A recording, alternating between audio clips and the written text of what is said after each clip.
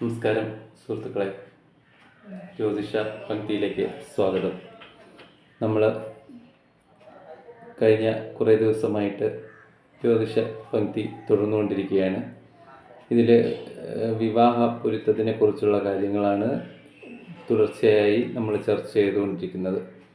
കാരണം അതിൻ്റെ പ്രാധാന്യം ഒന്ന് മനസ്സിലാക്കിക്കൊണ്ട് തന്നെയാണ് അത് തുടർന്നും നമ്മൾ ചർച്ച ചെയ്യുന്നത്. കാരണം വിവാഹ പൊരുത്തത്തിൻ്റെ ആ ഒരു തെറ്റായ ചിന്താഗതിയുടെ അല്ലെങ്കിൽ പ്രവണതയുടെ ഭാഗമായിട്ട് നിരവധി കുട്ടികളാണ് വീടുകളിൽ ഇന്നും വിവാഹിതരാകാതെ നിൽക്കുന്നത്.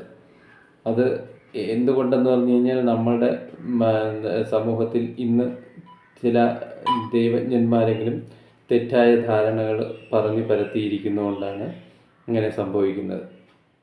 അപ്പം അതിൽ ഉള്ള പല പല കാരണങ്ങളാണ് ഒന്നൊന്നായി നമ്മൾ വിശകലനം ചെയ്യുന്നത്.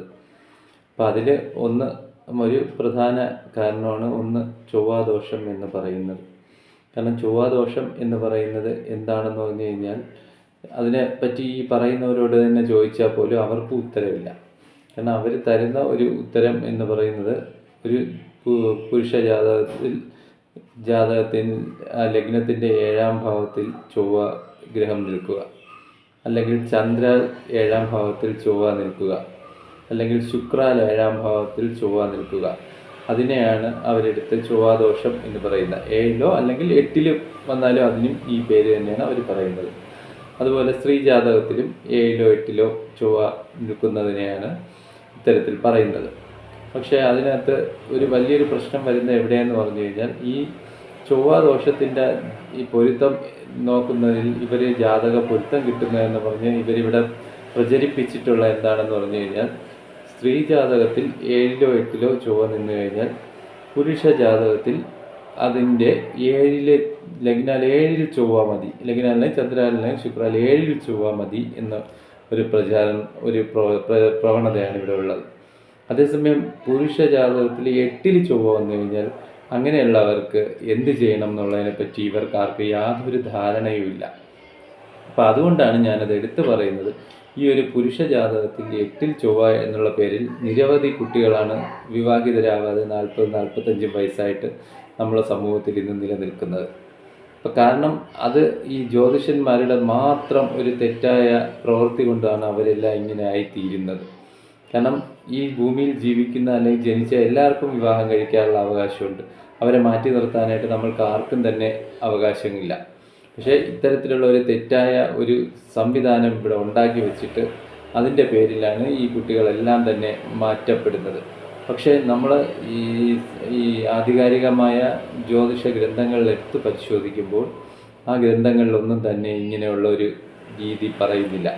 ഏതെങ്കിലും ഒരു ഭാവത്തിൻ്റെ 7 ചൊവ്വ ഉണ്ടെങ്കിൽ, ഇപ്പോൾ 7 ചൊവ്വ ഉണ്ടെങ്കിൽ മറ്റേതിൻ്റെ ഭാവത്തിൽ 7 ചൊവ്വ വന്നാൽ മതി, അത് ഈക്വലായി അതങ്ങ് ഇല്ലാതായി തീരും എന്ന് ഒരിടത്തും പറയുന്നില്ല.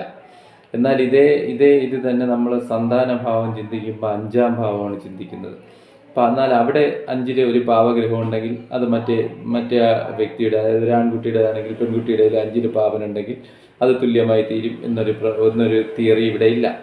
പക്ഷേ ഈ വിവാഹത്തിൻ്റെ കാര്യത്തിൽ മാത്രം എങ്ങനെയാണ് ഈ 7ാം ഭാവത്തിൽ ഇങ്ങനെ ഒരു തിയറി വന്നതെന്നുള്ളത് ഇത്ര ആലോചിച്ചിട്ട് മനസ്സിലാക്കാൻ കഴിയുന്നില്ല. കാരണം ആകെപ്പാടെ നമുക്ക് അവൈലബിൾ ആയിട്ടുള്ളതെന്ന് പറയുന്നത് ഈ സ്ത്രീ ജാതകം അങ്ങനെയുള്ള കുറേ ശ്ലോകങ്ങളാണ് നമുക്കുള്ളത്. പക്ഷെ അതിലൊന്നും തന്നെ ഇത്തരത്തിലുള്ള ഈ മാച്ചിങ്ങിനെ പറ്റി അല്ലെങ്കിൽ ഈ പരസ്പരമുള്ള സാമ്യതയെ പറ്റി ഒരിടത്തും പറയുന്നില്ല. അതിനകത്ത് പറയുന്നതെന്ന് പറഞ്ഞാൽ വ്യക്തമായി തന്നെ ആചാര്യൻ പറഞ്ഞിട്ടുണ്ട്. ഇന്ന സ്ഥലങ്ങളിൽ പാപം വന്നാൽ, ഇന്ന രാശികളിൽ പാവഗ്രഹം വന്നാൽ, അല്ലെങ്കിൽ ചൊവ്വ വന്നാൽ, അല്ലെങ്കിൽ സൂര്യൻ അല്ലെങ്കിൽ ശനി വന്നാൽ ഇന്ന ഫലമാണ് ഉണ്ടാകുന്നതെന്ന് വ്യക്തമായും ആചാര്യൻ പറയുന്നു. പക്ഷേ എന്തുകൊണ്ടോ അതിനെയെല്ലാം തമസ്കരിച്ചുകൊണ്ട് ഇവിടെ ഇങ്ങനെ ഒരു സിസ്റ്റം ഇവിടെ കൊണ്ടുവന്നിട്ട് ഇവിടെ കുട്ടികളുടെ ജീവിതം ഇല്ലാതാക്കുന്ന പ്രവണതയാണ് കണ്ടുകൊണ്ടിരിക്കുന്നത്. യഥാർത്ഥത്തിൽ ഒരു ജ്യോതിഷന് വേണ്ടതെന്ന് പറഞ്ഞാൽ യുക്തിയാണ്. യുക്തി എന്ന് പറയുമ്പോഴത്തേക്കും അതൊരു പ്രത്യേക തലമാണ്. ആ യുക്തി തലത്തിൽ നിന്ന് ചിന്തിച്ച് വേണം ഈ പാപസാമ്യം നോക്കാൻ. അതിന് പകരം ചുമ്മാ 2 ഭാവങ്ങൾ 2 ജാതകങ്ങളിൽ 7ൽ പാവനുണ്ട് എന്നുള്ള പേരിൽ മാത്രം അവ തമ്മിൽ യോജിപ്പിച്ചിട്ട് അങ്ങനെയുള്ള ജാതകങ്ങൾ, യോജിപ്പിച്ച ജാതകങ്ങൾ നമ്മൾ പലതും പരിശോധിച്ച് കഴിഞ്ഞാൽ അവയെല്ലാം തന്നെ വേർപിരിയലിലാണ് ചെന്ന് അവസാനിക്കുന്നത്. അപ്പോൾ അത്തരത്തിലുള്ള ആ ഒരു വിഷയം വളരെ ഗൗരവമായി തന്നെ എല്ലാവരും കാണണം, പ്രത്യേകിച്ച് രക്ഷകർത്താക്കൾ കാണണം. കാരണം നിങ്ങളെ ഇവിടെ വഴിതെറ്റിപ്പിക്കപ്പെടുകയാണ് ഇവിടെ ചെയ്യുന്നത്. അതിനാൽ നിങ്ങൾ അത് കൃത്യമായി മനസ്സിലാക്കാനും എല്ലാവരും അത് പഠിക്കാനും ശ്രമിക്കണം. ശ്രമിച്ചു കഴിഞ്ഞാൽ നിങ്ങളുടെ കുട്ടികൾക്ക് തന്നെ കൃത്യമായ സമയത്ത് വിവാഹം നടത്താൻ കഴിയും.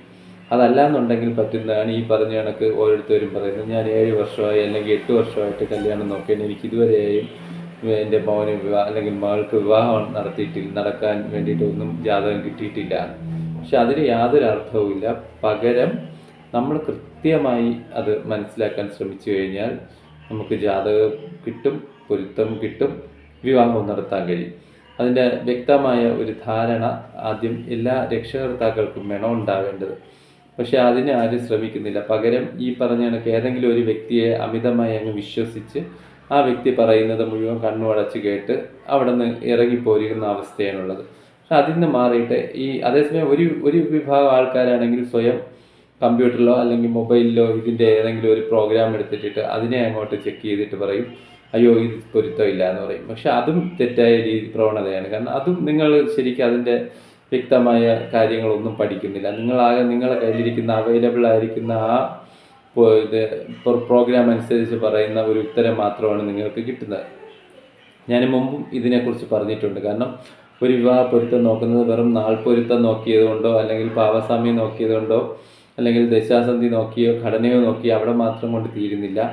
ഇതിനെ ആസ്പദമാക്കി ഒരു പ്രശ്നവും കൂടി, ഒരു കബഡി പ്രശ്നവും കൂടെ ചിന്തിച്ചിട്ട് അതിലെ 7ാം ഭാവവും അതിൻ്റെ മറ്റുള്ള കാര്യങ്ങളും എല്ലാം ചിന്തിച്ചിട്ട് വേണം ഒരു ഫൈനൽ ഉത്തരത്തിലേക്ക് എത്താനെന്നാണ് ആചാര്യന്മാരെല്ലാം തന്നെ സൂചിപ്പിച്ചിട്ടുള്ളത്.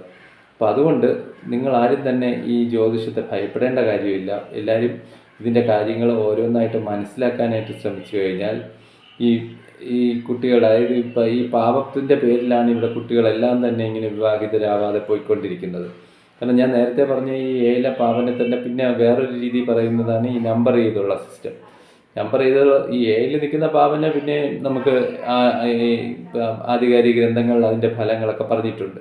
പക്ഷേ ഈ നമ്പറിങ് സിസ്റ്റത്തിനെ പറ്റി ഒരു ജ്യോതിഷ ഗ്രന്ഥങ്ങളിലും പറയുന്നില്ല. എവിടെ നിന്നാണത് വന്ന് കയറിയതെന്ന് അറിഞ്ഞൂടാ. അതാണ് ഇതിനേക്കാളും ശുദ്ധ മണ്ടത്തരത്തിലേക്ക് കൊണ്ടെത്തിക്കുന്നത്. കാരണം ഇതിനെ കുറേ സ്ഥാനങ്ങളിൽ മാത്രം നിൽക്കുന്ന പാവന്മാരെ എണ്ണിയെടുത്തിട്ട് അതിന് ഓരോ നമ്പർ 1 എന്നും 1/2 എന്നും 1/4 എന്നും ഒക്കെ കൊടുത്തിട്ട് അതിൻ്റെ ടോട്ടൽ എടുത്തിട്ട് ഒരു സംഖ്യയെന്ന് ഒരു ജാതകത്തിൽ, ഒരു പുരുഷ ജാതകത്തിന് ഇത്ര സംഖ്യയെന്നും സ്ത്രീ ജാതകത്തിന് ഇത്ര സംഖ്യയെന്നും നിരൂപിച്ചെടുത്തിട്ട് അതിനെ തമ്മിൽ ഒരാൾക്ക് ഇത്ര വന്നാൽ അടുത്ത ആളിന് ഇത്ര കൂടുതൽ വേണമെന്നും അങ്ങനെ സങ്കല്പിച്ചുകൊണ്ടാണ് അവർ പാപസാമ്യം നോക്കി തരുന്നത്. പക്ഷെ അത് ശുദ്ധ മണ്ടത്തരമാണ്. കാരണം അങ്ങനെ വരുമ്പോൾ ശരിക്ക് ഈ 7ൽ നിൽക്കുന്ന പാപനെ ഒരിക്കലും അവർ കൺസിഡർ ചെയ്യുന്നില്ല. പകരം അതിനൊരു നമ്പർ മാത്രമാണ് കൊടുക്കുന്നത്. അപ്പം അങ്ങനെയുള്ള ഒരു തെറ്റായ രീതിയിലുള്ള പൊരുത്തം നോക്കലുകളാണ് ഇന്ന് ഇവിടെ നടന്നുകൊണ്ടിരിക്കുന്നത്. അപ്പം അതുകൊണ്ടാണ് ഞാനിത് വീണ്ടും ആവർത്തിക്കുന്നത്. ചിലപ്പോൾ ഇത് കേൾക്കുമ്പോൾ നിങ്ങൾക്ക് ഒരു ആവർത്തന വിരസത തോന്നാം. കാര്യം ഇതല്ലേ ഈ നേരത്തെയും പറഞ്ഞു. പക്ഷെ അത് വീണ്ടും വീണ്ടും പറയുന്നത് എന്തുകൊണ്ടാണെന്ന് പറയുന്നത് വെച്ച് കഴിഞ്ഞാൽ അത് വീണ്ടും വീണ്ടും കേൾക്കുമ്പോഴാണ് നമ്മൾ വീണ്ടും വീണ്ടും അത് ശ്രദ്ധിക്കുന്നത്. കാരണം ഒരിക്കൽ കേട്ടാൽ ചിലപ്പോൾ നമുക്കത് മനസ്സിലായെന്നിരിക്കില്ല. അപ്പോൾ വീണ്ടും വീണ്ടും അത് തന്നെ കേൾക്കുമ്പോഴത്തേക്കും നമുക്ക് വീണ്ടും നമ്മൾ ചിന്തിക്കും, അയ്യോ അത് ശരിയാണല്ലോ, എൻ്റെ മകൻ്റെ ജാതകത്തിലും ഇങ്ങനെയാണല്ലോ അവസ്ഥ, അപ്പോൾ അതാണ് കാരണം എനിക്കപ്പം പൊരുത്തം കിട്ടാത്തത് എന്ന് സ്വയം നിങ്ങൾക്ക് നിരൂപിച്ചെടുക്കാൻ കഴിയും. അതിന് വേണ്ടിയിട്ടാണ് ഈ ആവർത്തിച്ചിത് പറയുന്നത്.